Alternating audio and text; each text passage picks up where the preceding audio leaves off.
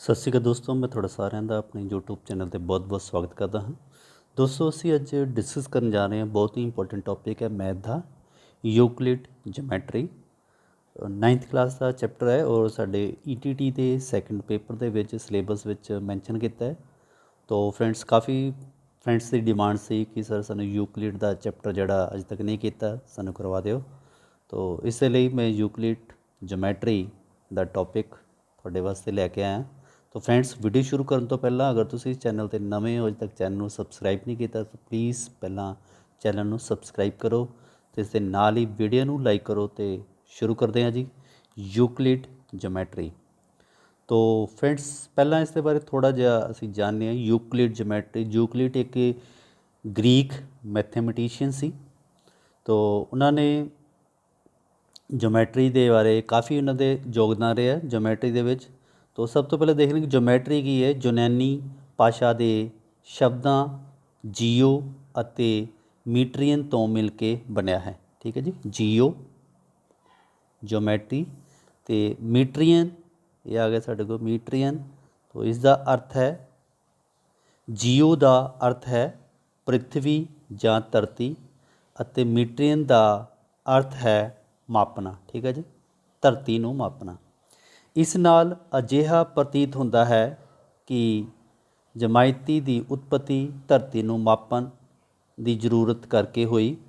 गणित की इस शाखा का अध्ययन वख-वख रूपों विच करके प्राचीन सभ्यता द्वारा किया गया, चाहे वह मिस्र होवे, बेबीलोन होवे, चीन होवे, भारत होवे, यूनान होवे आदि। इन्हां सभ्यतावां ते लोकां नूं अनेक व्यवहारिक समस्या का सामना करना पिया, जिन्हां विच जियोमैट्री के विकास दियां वख-वख किस्मां की लोड़ पई। यूक्लिड दियां परिभाषा, सैव सिद्ध अते मूल धारनावां। यूक्लिड के चैप्टर दे विच सब तो पहले एक तो इन्हां ने परिभाषा दी है, डेफिनेशनस। उस तो बाद देते हैं सैव सिद्ध, जिन्हों असी कह दें एग्जियम्स, और एक देती हैं मूल धारनावां, जिन्हों असी कह दें पोस्टुलेट्स। ठीक है जी, पोस्टुलेट्स। इन्हों तीन हिस्सों में वंडिया गया। सब तो पहला आ गया जी कि डेफिनेशनस आ गई, फिर ये एग्जियम्स आ गई जिन्हों असी कहने सैव सिद्ध, और उस तो बाद आ गया पोस्टुलेट, जिन्हों असी कहने मूल धारणा। ठीक है जी, पोस्टुलेट। तो सब तो पहला डेफिनेशन का तो सानू पता डेफिनेशनस होंदी हैं परिभाषा, और एग्जियम होंदी हैं सैव सिद्ध। नया शब्द तुसी काफ़ी बार वैसे सुनिया भी होएगा, एग्जियम। एग्जियम एग्जियम्स होंदा है जिन्हों असी आल मैथ दे विच, चाहे मैथ का वो लीनियर इक्वेशन का टॉपिक होए, चाहे वो अलजबरा होए, यानी कि आल ऑफ मैथ दे विच इनू असी यूज़ कर सकते हैं, उन्होंने असी कहने एग्जियम। उस तो बाद आंदा है पोस्टुलेट। पोस्टुलेट है जिहड़ा सिर्फ ओनली जियोमैट्री च यूज़ होंदा। पोस्टुलेट जिहड़े सिर्फ है यह जियोमैट्री दे विच यूज़ होंदा है, तो एग्जियम जिहड़ा ये अलजबरे दे विच यूज़ होंदा है और दूसरे पार्ट विच भी यूज़, हर जगह ते एग्जियम जिहड़े है यूज़ होंदे है। इन्हूं असीं पंजाबी च कहने सैव सिद्ध अते मूल धारणा नूं कहने पोस्टुलेट। ये पोस्टुलेट जिहड़ा ये only for geometry, only for geometry. तो सब तो पहला इसदियां असीं परिभाषा, फिर उस तो बाद एग्जियम, तो फिर असीं पोस्टुलेट डिस्कस करांगे। तो सब तो पहला देखते हैं इसदियां परिभाषा।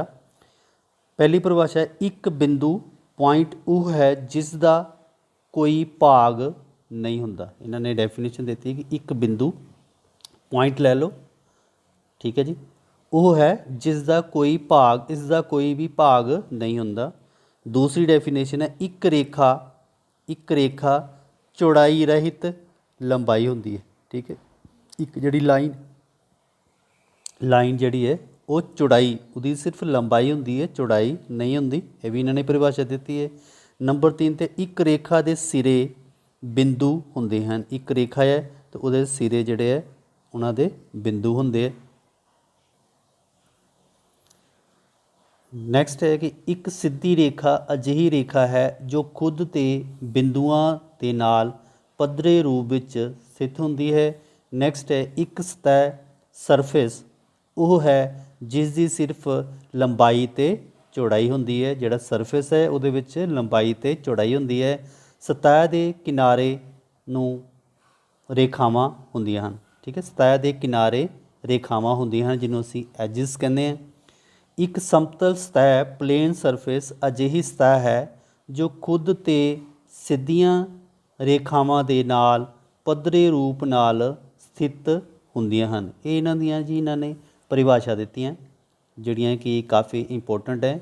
ਉਸ ਤੋਂ ਬਾਅਦ ਹੈ ਇਹਨਾਂ ਨੇ ਆਪਣੀਆਂ ਇਹਨਾਂ ਪਰਿਭਾਸ਼ਾ ਤੋਂ ਆਰੰਭ ਕਰਦੇ ਹੋਏ ਯੂਕਲਿਡ ਨੇ ਕੁਝ ਗੁਣਾਂ ਨੂੰ ਬਿਨਾਂ ਸਿੱਧ ਕੀਤੇ ਸੱਚੇ ਕਥਨ ਮੰਨਣ ਦੀ ਕਲਪਨਾ ਕੀਤੀ। ਇਹ ਕਲਪਨਾਵਾਂ ਅਸਲ ਵਿੱਚ ਸਪਸ਼ਟ ਸਰਬਵਿਆਪੀ ਸੱਚ ਹਨ। ਉਹਨਾਂ ਨੇ ਇਹਨਾਂ ਨੂੰ ਦੋ ਵਰਗਾਂ ਵਿੱਚ ਵੰਡਿਆ ਹੈ, ਸਹਿਬ ਸਿੱਧ ਜਿਹਨੂੰ ਅਸੀਂ ਐਗਜ਼ੀਅਮ ਅਤੇ ਮੂਲ ਧਾਰਨਾਵਾਂ ਜਿਹਨੂੰ ਅਸੀਂ ਪੋਸਟੂਲੇਟ। ਉਹਨਾਂ ਮੂਲ ਆਧਾਰ ਸ਼ਬਦ ਦਾ ਪ੍ਰਯੋਗ ਉਹਨਾਂ ਕਲਪਨਾਵਾਂ ਲਈ ਕੀਤਾ ਹੈ ਜੋ ਵਿਸ਼ੇਸ਼ ਰੂਪ ਵਿੱਚ ਜਿਓਮੈਟਰੀ ਨਾਲ ਸੰਬੰਧਿਤ ਹਨ। ਦੂਸਰੇ ਪਾਸੇ ਧਾਰਨਾਵਾਂ ਵਿਸ਼ੇਸ਼ ਉਹ ਕਲਪਨਾਵਾਂ ਸਨ ਜਿਨ੍ਹਾਂ ਨੂੰ ਨਿਰੰਤਰ ਗਣਿਤ ਵਿੱਚ ਪ੍ਰਯੋਗ ਕੀਤਾ ਗਿਆ ਹੈ ਅਤੇ ਜਿਨ੍ਹਾਂ ਦਾ ਕੇਵਲ ਜਿਓਮੈਟਰੀ ਨਾਲ ਹੀ ਵਿਸ਼ੇਸ਼ ਸੰਬੰਧ ਨਹੀਂ ਸੀ। ਠੀਕ ਹੈ ਜੀ, ਇਹ ਕਹਿ ਰਿਹਾ ਕਿ ਜਿਹੜੀ ਸਾਡੇ ਕੋਲ ਸਹਿਵ ਸਿੱਧ ਐਗਜ਼ੀਅਮ ਹੈ ਉਹ ਸਿਰਫ ਕੀ ਚੀਜ਼ ਹੈ ਕਿ ਉਹਨਾਂ ਦਾ ਨਿਰੰਤਰ ਗਣਿਤ ਵਿੱਚ ਪ੍ਰਯੋਗ ਕੀਤਾ ਜਾਂਦਾ ਹੈ ਅਤੇ ਜਿਨ੍ਹਾਂ ਦਾ ਕੇਵਲ ਜਿਓਮੈਟਰੀ ਨਾਲ ਹੀ ਵਿਸ਼ੇਸ਼ ਸੰਬੰਧ ਨਹੀਂ ਹੈ। ਬਾਕੀ ਸਾਰੇ ਨਾਲ ਉਸਦਾ ਸੰਬੰਧ ਹੈ ਅਤੇ ਜਿਓਮੈਟਰੀ ਨਾਲ ਜਿਹੜਾ ਸੰਬੰਧ ਹੈ ਉਹਨੂੰ ਅਸੀਂ ਕਹਿ ਦਿੰਦੇ ਹਾਂ ਪੋਸਟੂਲੇਟ। ਹੁਣ ਅਸੀਂ ਇਸ ਦੇ ਐਗਜ਼ੀਅਮ ਯਾਨੀ ਕਿ ਸਹਿਵ ਧਾਰਨਾ ਕਰਦੇ ਹਾਂ। ਹੁਣ ਜੀ ਅਸੀਂ ਕਰਦੇ ਹਾਂ ਐਗਜ਼ੀਅਮ ਸਹਿਵ ਸਿੱਧ। ਯੂਕਲਿਡ ਨੇ ਕੁਝ ਕਥਨਾਂ ਨੂੰ ਉਹਨਾਂ ਦੁਆਰਾ ਦਿੱਤੇ ਕ੍ਰਮ ਤੋਂ ਬਿਨਾਂ ਹੇਠਾਂ ਦਿੱਤੇ ਜਾ ਰਿਹਾ ਹੈ। ਇਹ ਸਾਡੀਆਂ ਐਗਜ਼ੀਅਮ ਹੈਗੇ। ਸਭ ਤੋਂ ਪਹਿਲਾਂ 7 ਐਗਜ਼ੀਅਮ ਦਿੱਤੀਆਂ ਇਹਨਾਂ ਨੇ। ਪਹਿਲੀ ਹੈ ਉਹ ਵਸਤੂਆਂ ਜੋ ਇੱਕ ਹੀ ਵਸਤੂ ਦੇ ਬਰਾਬਰ ਹੋਣ ਇੱਕ ਦੂਜੇ ਦੇ ਬਰਾਬਰ ਹੁੰਦੀਆਂ ਹਨ। ਠੀਕ ਹੈ ਜੀ, ਉਹ ਵਸਤੂਆਂ ਜੋ ਇੱਕ ਹੀ ਵਸਤੂ ਦੇ ਬਰਾਬਰ ਹੋਣ ਇੱਕ ਦੂਜੇ ਦੇ ਬਰਾਬਰ ਹੁੰਦੀਆਂ ਹਨ। ਜਿਸ ਤਰ੍ਹਾਂ ਮੰਨ ਲਓ ਕਿ A ਬਰਾਬਰ ਹੈਗਾ ਜੀ B ਅਤੇ C ਬਰਾਬਰ ਹੈਗਾ B। ਠੀਕ ਹੈ ਜੀ, ਤੋ ਕੀ ਹੋਏਗਾ ਉਸ ਤੋਂ ਬਾਅਦ ਅਗਰ A ਬਰਾਬਰ B ਹੈ C ਬਰਾਬਰ B ਹੈ ਤਾਂ A ਅਤੇ C ਵੀ ਆਪਸ ਦੇ ਵਿੱਚ ਕੀ ਹੋ ਜਾਏਗਾ ਬਰਾਬਰ। ਠੀਕ ਹੈ ਜੀ, ਇਹਦਾ ਮੀਨਸ ਇਹ ਹੈ। ਦੂਸਰਾ ਹੈ ਜੇ ਬਰਾਬਰਾਂ ਨੂੰ ਬਰਾਬਰ ਵਿੱਚ ਜੋੜਿਆ ਜਾਏ ਤਾਂ ਜੋੜ ਫਲ ਫਿਰ ਬਰਾਬਰ ਹੁੰਦਾ ਹੈ। ਠੀਕ ਹੈ ਜੀ, ਜਿਸ ਤਰ੍ਹਾਂ ਮੰਨ ਲਓ ਸਾਡੇ ਕੋਲ 5 ਹੈ ਅਤੇ ਇਹ 5 ਇਹ ਦੋਨੋਂ ਕੀ ਆਪਸ ਦੇ ਵਿੱਚ ਬਰਾਬਰ। ਇਹਨਾਂ ਵਿੱਚ ਅਗਰ ਫਿਰ ਅਸੀਂ ਬਰਾਬਰ ਜੋੜ ਦਿੰਦੇ ਹਾਂ ਯਾਨੀ ਕਿ ਇੱਕ ਇੱਧਰ ਜੋੜ ਦਿੰਦੇ ਹਾਂ ਇੱਕ ਦੂਸਰੀ ਸਾਈਡ 'ਤੇ ਜੋੜ ਦਿੰਦੇ ਹਾਂ ਅਤੇ ਕੀ ਆ ਜਾਏਗਾ 6 ਅਤੇ ਇਹ ਵੀ ਕੀ ਆ ਜਾਏਗਾ ਬਰਾਬਰ। ਠੀਕ ਹੈ ਜੀ, ਦੂਸਰੀ ਜਿਹੜੀ ਐਗਜ਼ੀਅਮ ਇਹ ਆ ਗਈ। ਤੀਸਰੀ ਐਗਜ਼ੀਅਮ ਕਹਿੰਦੀ ਹੈ ਕਿ ਉਹ ਵਸਤੂਆਂ ਜੋ ਇੱਕ ਦੂਜੇ ਨਾਲ ਸੰਪਾਤੀ ਹੋਣ ਇੱਕ ਦੂਜੇ ਦੇ ਬਰਾਬਰ ਹੁੰਦੀਆਂ ਹਨ। ਜਿਸ ਤਰ੍ਹਾਂ ਮੰਨ ਲਓ ਇਹ ਇੱਕ ਸਰਕਲ ਹੈ ਤਾਂ ਇਹ ਇੱਕ ਸਰਕਲ ਹੈ। ਇਹ ਸਰਕਲ ਇੱਕ ਦੂਸਰੇ ਦੇ ਉੱਪਰ ਸੰਪਾਤੀ ਹੈ। ਸੰਪਾਤੀ ਮੀਨਸ ਇੱਕ ਬਿੰਦੂ ਦੇ ਉੱਪਰ ਫਿਰ ਬਿੰਦੂ ਆ ਗਿਆ ਤਾਂ ਉਹਨਾਂ ਦਾ ਜਿਹੜਾ ਰੇਡੀਅਸ ਹੈ ਉਹ ਬਰਾਬਰ ਹੋਏਗਾ। ਜਾਂ ਅਸੀਂ ਇਸ ਤਰ੍ਹਾਂ ਵੀ ਕਹਿ ਸਕਦੇ ਹਾਂ ਕਿ ਇੱਕ ਸਾਡੇ ਕੋਲ ਇਹ ਰੇਖਾ ਇੱਕ ਪੁਆਇੰਟ A ਹੈ ਤਾਂ ਇੱਕ ਪੁਆਇੰਟ B ਹੈ ਔਰ ਇੱਕ ਪੁਆਇੰਟ C ਹੈ। ਤੈਨੂੰ ਅਸੀਂ ਇਸ ਤਰ੍ਹਾਂ ਲਿਖਣਾ ਕਿ AB plus BC is equal to ਆ ਜਾਏਗਾ ਸਾਡੇ ਕੋਲ AC ਦੇ ਬਰਾਬਰ ਆ ਜਾਏਗਾ। ਇਹਨੂੰ ਅਸੀਂ ਕਹਾਂਗੇ A ਹੈ, A ਦੇ ਨਾਲ ਹੀ ਜਿਹੜੀ ਹੈ BC ਜਿਹੜੀ ਹੈ ਸੰਪਾਤ ਹੋਈ ਦੀ ਹੈ AB ਪਲੱਸ BC। ਠੀਕ ਹੈ ਜੀ, ਇਹ ਸੰਪਾਤੀ ਹੈ ਤਾਂ ਇਹ ਇਹਦੇ ਬਰਾਬਰ ਹੋਏਗਾ। ਠੀਕ ਹੈ, ਇਸੇ ਚੱਲਾ ਕਹਿ ਰਿਹਾ ਕਿ ਉਹ ਵਸਤੂਆਂ ਜੋ ਇੱਕ ਦੂਜੇ ਨਾਲ ਸੰਪਾਤੀ ਹੋਣ ਇੱਕ ਦੂਜੇ ਦੇ ਬਰਾਬਰ ਹੁੰਦੀਆਂ। ਅਗਰ ਅਸੀਂ ਰੇਡੀਅਸ ਦੀ ਵੀ ਗੱਲ ਕੀਤੀ ਹੈ ਤਾਂ ਇਹ ਰੇਡੀਅਸ ਇਹ ਸਰਕਲ ਹੈ ਇਹਦੇ ਉੱਪਰ ਹੀ ਇੱਕ ਸਰਕਲ ਹੋਰ ਲਗਾ ਦਿੰਦੇ ਹਾਂ ਉਹ ਸੰਪਾਤੀ ਆ ਜਾਂਦਾ ਅਤੇ ਉਹਨਾਂ ਦਾ ਰੇਡੀਅਸ ਕੀ ਹੋਏਗਾ ਬਰਾਬਰ ਹੋ ਜਾਏਗਾ। ਕੁਐਸਚਨ ਨੰਬਰ ਇਹਦਾ ਐਗਜ਼ੀਅਮ ਹੈਗੀਆਂ ਚੌਥੀ, ਜੇ ਬਰਾਬਰਾਂ ਨੂੰ ਬਰਾਬਰ ਵਿੱਚ ਘਟਾਈਏ ਤਾਂ ਜੋੜਫਲ ਬਰਾਬਰ ਹੁੰਦਾ ਹੈ। ਇਹ ਵੀ ਕੁਐਸਚਨ ਹੈ, ਪਹਿਲਾਂ ਅਸੀਂ ਜੋੜਫਲ ਕੀਤਾ ਸੀ ਹੁਣ ਇਹ ਘਟਾਈਏ। ਕਹਿੰਦਾ ਦੋ ਸਾਡੇ ਕੋਲ ਨੰਬਰ ਹੈ 6 ਬਰਾਬਰ ਕਰ ਦਿੰਦੇ ਹਾਂ। ਅਗਰ ਦੋਨਾਂ ਵਿੱਚ ਸਮਾਨ ਨੰਬਰ ਫਿਰ ਘਟਾ ਦਿੰਦੇ ਹਾਂ 1 -1 ਅਤੇ ਇੱਧਰ ਕਿੰਨਾ ਆ ਗਿਆ 5 ਆ ਗਿਆ, ਇੱਧਰ ਵੀ ਕਿੰਨਾ ਆ ਗਿਆ 5 ਆ ਗਿਆ। ਉਸ ਤੋਂ ਬਾਅਦ ਆ ਗਿਆ ਪੂਰਨ ਆਪਣੇ ਭਾਗ ਤੋਂ ਵੱਡਾ ਹੁੰਦਾ ਹੈ। ਕਹਿੰਦਾ ਕਿ ਜਿਹੜਾ ਪੂਰਨ ਹੈ ਉਹ ਹਮੇਸ਼ਾ ਆਪਣੇ ਛੋਟੇ ਭਾਗ ਤੋਂ ਵੱਡਾ ਹੁੰਦਾ ਹੈ। ਜਿਸ ਤਰ੍ਹਾਂ ਮੰਨ ਲਓ ਅਸੀਂ ਕਹਿ ਦਿੰਦੇ ਹਾਂ ਕਿ ਸਾਡੇ ਕੋਲ 1000 ਲੀਟਰ ਪਾਣੀ ਹੈ, ਤਾਂ 1000 ਲੀਟਰ ਪਾਣੀ ਨੂੰ ਅਸੀਂ ਛੋਟੇ ਛੋਟੇ ਪਾਰਟ ਦੇ ਵਿੱਚ ਡਿਵਾਈਡ ਕਰ ਦਈਏ, 100 ਦੇ ਵਿੱਚ ਇਹਦੇ 10 ਪਾਰਟ ਬਣਾ ਲੈਂਦੇ ਹਾਂ। ਠੀਕ ਹੈ ਜੀ, 100 ਲੀਟਰ 100 ਲੀਟਰ। ਤਾਂ ਇਹਨਾਂ ਵਿੱਚ ਕੀ ਹੋਏਗਾ, ਇਹਦਾ ਜਿਹੜਾ ਪੂਰਨ ਜਿਹੜਾ ਹਿੱਸਾ ਹੈ ਉਹ ਹਮੇਸ਼ਾ ਵੱਡਾ ਹੀ ਹੋਏਗਾ, ਅਤੇ ਇਹ ਜਿਹੜਾ ਹਿੱਸਾ ਹੈ ਉਹ ਕੀ ਹੋਏਗਾ, ਛੋਟਾ ਹੋਏਗਾ। ਇਹਦਾ ਮੀਨਸ ਹੈ ਕਿ ਪੂਰਨ ਆਪਣੇ ਭਾਗ ਤੋਂ ਵੱਡਾ ਹੁੰਦਾ ਹੈ। 6ਵਾਂ, ਇੱਕ ਹੀ ਵਸਤੂ ਦੇ ਦੁੱਗਣੇ ਇੱਕ ਦੂਜੇ ਦੇ ਬਰਾਬਰ ਹੁੰਦੇ ਹਨ। ਇੱਕ ਵਸਤੂ ਇੱਕ ਹੀ ਵਸਤੂਆਂ ਦੇ ਦੁੱਗਣੇ ਇੱਕ ਦੂਜੇ ਦੇ ਬਰਾਬਰ ਹੁੰਦੇ ਹਨ। ਅਸੀਂ ਦੁੱਗਣਾ ਕਰ ਦਿੰਦੇ ਹਾਂ 2x, ਇਹ ਕਿਹਦੇ ਬਰਾਬਰ ਹੈ, a ਦੇ। 2x ਇਹ ਕਿਹਦੇ ਬਰਾਬਰ ਹੈ ਜੀ, v ਦੇ। ਤਾਂ ਇਹਦਾ ਮਤਲਬ ਕੀ ਹੋਇਆ ਕਿ a ਅਤੇ b ਆਪਸ ਵਿੱਚ ਕੀ ਹੋਏਗਾ, ਬਰਾਬਰ ਹੋਏਗਾ। a ਅਤੇ b ਆਪਸ ਵਿੱਚ ਵੀ ਬਰਾਬਰ ਹੋਏਗਾ। ਹੁਣ ਅਸੀਂ ਐਗਜ਼ੀਅਮ 7ਵੀਂ ਅਤੇ ਲਾਸਟ ਐਗਜ਼ੀਅਮ 7 ਨੰਬਰ ਦੇ ਹੈ, ਇੱਕ ਹੀ ਵਸਤੂਆਂ ਦੇ ਅੱਧੇ ਇੱਕ ਦੂਜੇ ਦੇ ਬਰਾਬਰ ਹੁੰਦੇ ਹਨ। ਇੱਕ ਵਸਤੂ ਦਾ ਅਗਰ ਅਸੀਂ ਅੱਧ ਕਰ ਦਿੰਦੇ ਹਾਂ, ਅੱਧ ਸਪੋਜ਼ ਕਰ ਲੈਂਦੇ ਕਿ 1/x ਹੈ, 1/2x ਹੈ, ਅੱਧ ਹੋ ਗਿਆ। ਇਹ ਕਿਹਦੇ ਬਰਾਬਰ ਹੈ, a ਦੇ ਬਰਾਬਰ। ਅਗਰ 1/2 ਦਾ x ਇਹ ਕਿਹਦੇ ਬਰਾਬਰ ਹੈ, b ਦੇ ਬਰਾਬਰ ਹੈ। ਤਾਂ ਇਹਦਾ ਮਤਲਬ ਕੀ ਹੋਏਗਾ, a ਅਤੇ b ਆਪਸ ਵਿੱਚ ਕੀ ਹੋਣਗੇ, ਬਰਾਬਰ ਹੋਣਗੇ। ਹੁਣ ਅਸੀਂ ਨੈਕਸਟ ਕਰਦੇ ਹਾਂ ਜੀ ਪੋਸਟੂਲੇਟ, ਜਿਹਨੂੰ ਅਸੀਂ ਕਹਿੰਦੇ ਹਾਂ ਮੂਲ ਧਾਰਨਾਵਾਂ, ਜਿਹੜੀਆਂ ਸਿਰਫ ਜਿਓਮੈਟਰੀ ਦੇ ਵਿੱਚ ਹੀ ਯੂਜ਼ ਹੁੰਦੀਆਂ। ਹੁਣ ਅਸੀਂ ਆ ਗਏ ਹਾਂ ਜੀ ਮੂਲ ਧਾਰਨਾਵਾਂ, ਜਿਹਨੂੰ ਅਸੀਂ ਕਹਿੰਦੇ ਪੋਸਟੂਲੇਟਸ। ਠੀਕ ਹੈ ਜੀ, ਮੂਲ ਧਾਰਨਾਵਾਂ ਇਹ ਸਿਰਫ ਓਨਲੀ ਫਾਰ ਜਿਓਮੈਟਰੀ ਵਾਸਤੇ ਯੂਜ਼ ਕੀਤੀ ਹੁੰਦੀ ਹੈ, ਓਨਲੀ ਫਾਰ ਜਿਓਮੈਟਰੀ। ਠੀਕ ਹੈ ਜੀ, ਓਨਲੀ ਫਾਰ, ਇਹ ਜਿਹੜੀਆਂ ਮੂਲ ਧਾਰਨਾਵਾਂ ਸਿਰਫ ਜਿਓਮੈਟਰੀ ਦੇ ਵਿੱਚ ਯੂਜ਼ ਹੁੰਦੀਆਂ। ਤਾਂ ਸਭ ਤੋਂ ਪਹਿਲਾਂ ਕਿਹੜੀ ਧਾਰਨਾ ਹੈ ਦੇਖਦੇ ਹਾਂ ਜੀ। ਧਾਰਨਾ ਨੰਬਰ 1 ਹੈ, ਇੱਕ ਬਿੰਦੂ ਤੋਂ ਇੱਕ ਦੂਸਰੇ ਬਿੰਦੂ ਤੱਕ ਸਿੱਧੀ ਰੇਖਾ ਖਿੱਚੀ ਜਾ ਸਕਦੀ ਹੈ। ਇਹ ਸਾਡੇ ਕੋਲ ਇੱਕ ਬਿੰਦੂ ਅਸੀਂ A ਲੈ ਲੈਂਦੇ ਹਾਂ, ਇੱਕ ਬਿੰਦੂ ਅਸੀਂ B ਲੈਂਦੇ ਹਾਂ, ਅਤੇ ਕਹਿੰਦੇ ਇਹਨਾਂ ਦੇ ਵਿੱਚ ਇੱਕ ਸਿੱਧੀ ਰੇਖਾ ਖਿੱਚੀ ਜਾ ਸਕਦੀ ਹੈ। ਠੀਕ ਹੈ ਜੀ, ਬਹੁਤ ਇੰਪੋਰਟੈਂਟ ਹੈ। ਇੱਕ ਬਿੰਦੂ ਤੋਂ ਇੱਕ ਦੂਸਰੇ ਬਿੰਦੂ ਤੱਕ ਸਿੱਧੀ ਰੇਖਾ ਖਿੱਚੀ ਜਾ ਸਕਦੀ ਹੈ। ਦੂਸਰੀ ਮੂਲ ਧਾਰਨਾ ਇਹ ਹੈ, ਕਹਿੰਦਾ ਇੱਕ ਸ਼ਾਂਤ ਰੇਖਾ, ਜਿਹਨੂੰ ਅਸੀਂ ਕਹਿੰਦੇ ਹਾਂ ਟਰਮੀਨੇਟਡ, ਜਿਹਦੇ ਐਂਡ ਦਿੱਤੇ ਦੇ ਹੋਣ। ਜਿਸ ਤਰ੍ਹਾਂ ਸਾਡੇ ਕੋਲ AB ਹੈ, ਇਹਦੇ ਐਂਡ ਪੁਆਇੰਟ ਦਿੱਤੇ, ਇਹਨੂੰ ਅਸੀਂ ਕਹਿੰਦੇ ਹਾਂ ਟਰਮੀਨੇਟ। ਇੱਕ ਸ਼ਾਂਤ ਰੇਖਾ ਨੂੰ ਅਨਿਸ਼ਚਿਤ ਰੂਪ ਨਾਲ ਵਧਾਇਆ ਜਾ ਸਕਦਾ ਹੈ। ਜਿਸ ਤਰ੍ਹਾਂ ਮੰਨ ਲਓ ਸਾਡੇ ਕੋਲ ਇਹ ਰੇਖਾ ਹੈ AB ਹੈ, ਅਤੇ ਇਹਦੇ ਐਂਡ ਪੁਆਇੰਟ ਦਿੱਤੇ ਦੇ A ਅਤੇ B। ਇਹਨੂੰ ਅਸੀਂ ਇੱਧਰ ਵਧਾ ਸਕਦੇ ਹਾਂ, AB ਤੋਂ ਇੱਦਾਂ ਇੱਦਾਂ ਕਰਕੇ ਇਹਨੂੰ ਇੱਧਰ ਵਧਾ ਸਕਦੇ ਹਾਂ। ਰਾਈਟ ਸਾਈਡ ਦੇ ਅਗਰ ਅਸੀਂ ਇਹਨੂੰ ਚਾਹੋ ਤਾਂ ਲੈਫਟ ਸਾਈਡ ਦੇ ਵੀ ਵਧਾ ਸਕਦੇ ਹਾਂ। ਠੀਕ ਹੈ ਜੀ, ਇੱਦਾਂ ਕਰਕੇ ਇਹਨੂੰ ਇੱਧਰ ਵਧਾ ਸਕਦੇ ਹਾਂ। ਤੋ ਇਹ ਹੈਗਾ ਇੱਕ ਸ਼ਾਂਤ ਰੇਖਾ ਟਰਮੀਨੇਟ ਲਾਈਨ, ਜਿਹਦੇ ਐਂਡ ਪੁਆਇੰਟ ਹੈ ਅਨਿਸ਼ਚਿਤ ਰੂਪ ਨਾਲ ਵਧਾਇਆ ਜਾ ਸਕਦਾ ਹੈ।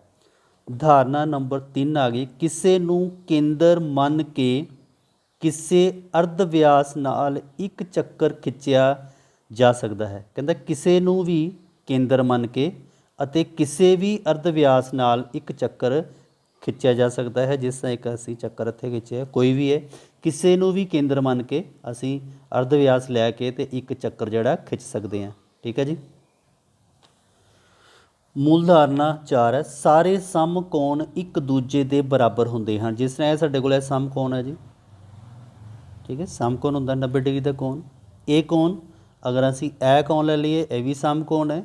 ਠੀਕ ਹੈ ਜੀ, PQR ਅਗਰ ਅਸੀਂ ਇਹ ਦੇਖੀਏ ਤਾਂ ਇਹ ਵੀ ਕੀ ਹੈ, ਸਮਕੋਣ ਹੈ STU।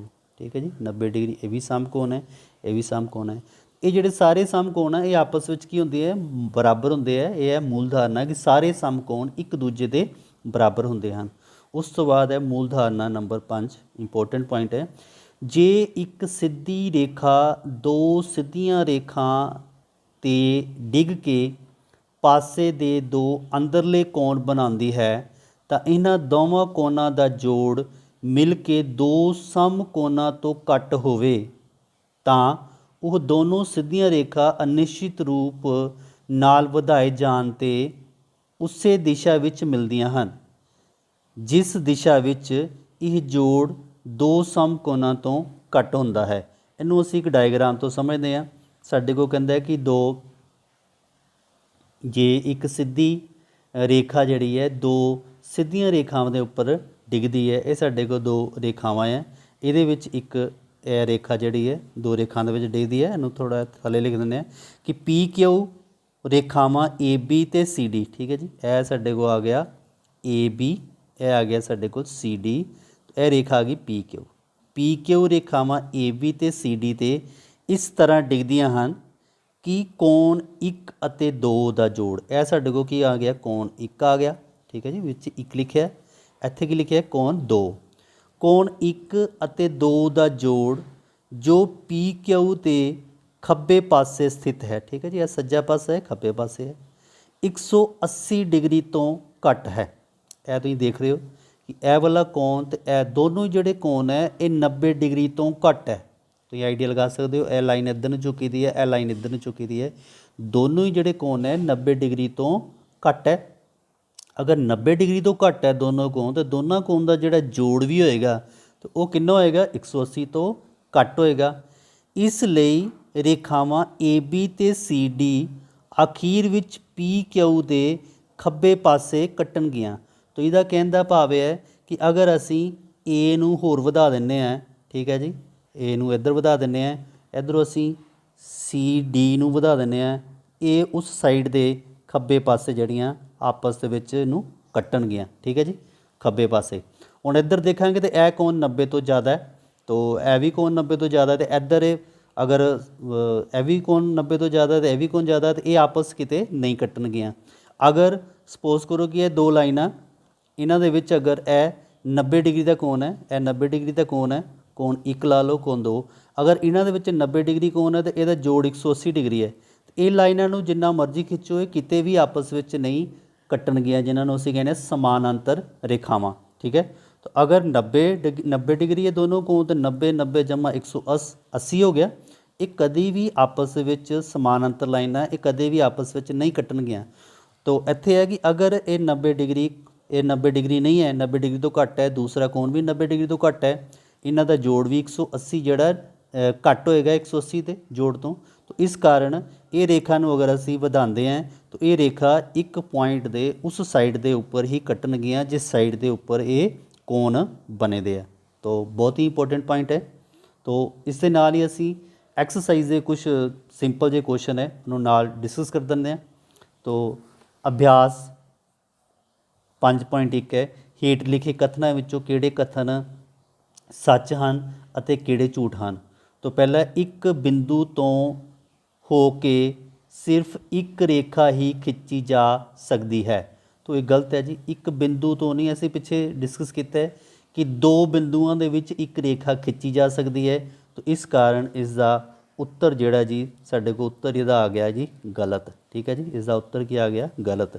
ਦੂਸਰਾ, ਦੋ ਵੱਖ-ਵੱਖ ਬਿੰਦੂਆਂ ਵਿੱਚ ਹੋ ਕੇ ਜਾਣ ਵਾਲੀ ਅਸੰਖਿਆ ਰੇਖਾ ਹਨ। ਦੋ ਵੱਖ-ਵੱਖ ਬਿੰਦੂਆਂ ਵਿੱਚ, ਅਸੀਂ ਹੁਣ ਪਿੱਛੇ ਡਿਸਕਸ ਕੀਤਾ ਦੋ ਵੱਖ-ਵੱਖ ਬਿੰਦੂਆਂ ਤੋਂ ਇੱਕ ਰੇਖਾ ਹੀ ਖਿੱਚੀ ਜਾ ਸਕਦੀ ਹੈ।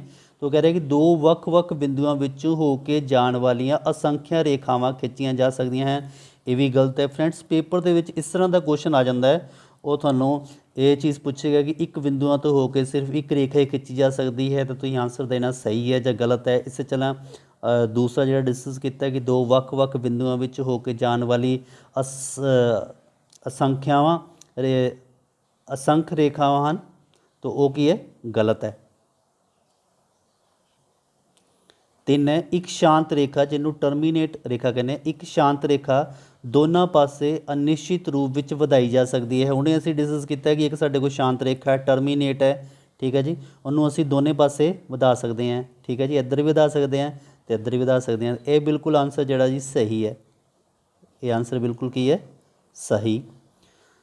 ਜੇਕਰ ਦੋ ਚੱਕਰ ਬਰਾਬਰ ਹਨ ਤਾਂ ਉਹਨਾਂ ਦੇ ਅਰਧ ਵਿਆਸ ਵੀ ਬਰਾਬਰ ਹੁੰਦੇ ਹਨ। ਇਹ ਵੀ ਬਿਲਕੁਲ ਸਹੀ ਹੈ ਕਿ ਮੰਨ ਲਓ ਇੱਕ ਸਾਡੇ ਕੋਲ ਇਹ ਚੱਕਰ ਹੈ, ਇਹਦਾ ਇਹ ਅਰਧ ਵਿਆਸ ਹੈ, ਇਹਦਾ ਇਹ ਰੇਡੀਅਸ ਹੈ, ਇਹੀ ਰੇਡੀਅਸ ਅਗਰ ਅਸੀਂ ਫੇਰ ਕਰਦੇ ਹਾਂ, ਇੱਕ ਚੱਕਰ ਲਗਾਉਂਦੇ ਹਾਂ, ਤਾਂ ਕੀ ਹੋਏਗਾ, ਇਹ ਜਿਹੜੇ ਇਹਨਾਂ ਦੇ ਅਰਧ ਵਿਆਸ ਅਤੇ ਵਿਆਸ ਆਪਸ ਬਰਾਬਰ ਹੋਣਗੇ। ਜੇ ਅਰਧ ਵਿਆਸ ਬਰਾਬਰ ਹੈ ਤਾਂ ਵਿਆਸ ਵੀ ਬਰਾਬਰ ਹੋਣਗੇ। ਤਾਂ ਇਹ ਬਿਲਕੁਲ ਵੀ ਕੀ ਹੈ, ਇਹ ਵੀ ਬਿਲਕੁਲ ਸਹੀ ਹੈ ਕਿ ਜੇਕਰ ਦੋ ਚੱਕਰ ਬਰਾਬਰ ਹਨ ਅਤੇ ਉਹਨਾਂ ਦੇ ਅਰਧ ਵਿਆਸ ਬਰਾਬਰ ਹੁੰਦੇ ਹਨ, ਠੀਕ ਹੈ ਜੀ। ਕੁਐਸਚਨ ਹੈ ਜੀ, ਚਿੱਤਰ ਜੇਕਰ AB ਬਰਾਬਰ PQ ਅਤੇ PQ ਬਰਾਬਰ XY ਤਾਂ ਸਿੱਧ ਕਰੋ ਕਿ AB ਬਰਾਬਰ ਹੈ XY। तो पहला साडे कोल लाइन आ गई AB, ये दूसरी रेखा आ गई साडे कोल PQ और ये आ गई XY। तो पहला कह रहा है कि AB बराबर है PQ, ठीक है जी, AB बराबर है PQ। उस तो बाद PQ जिहड़ी है वो बराबर हैगी है XY दे। तो हुणे असीं थ्योरम पिछे कीती है, तो ये आ जाएगा साडे कोल AB बराबर है XY, ठीक है जी। यह चीज़ इसके बराबर है, यह चीज़ इसके बराबर है, तो AB ते XY भी आपस में की होएगा, बराबर होएगा। इस दा राइट आंसर है। तो सिद्ध हो गया साडे कोल। तो इत्थे असी जिहड़ा असी तो फ्रेंड्स, अगर तुहानूं वीडियो चंगी लगती है तो वीडियो नूं ज़्यादा तो ज़्यादा लाइक करो, शेयर करो, तो चैनल नूं सबसक्राइब करो। धन्यवाद, जय हिंद।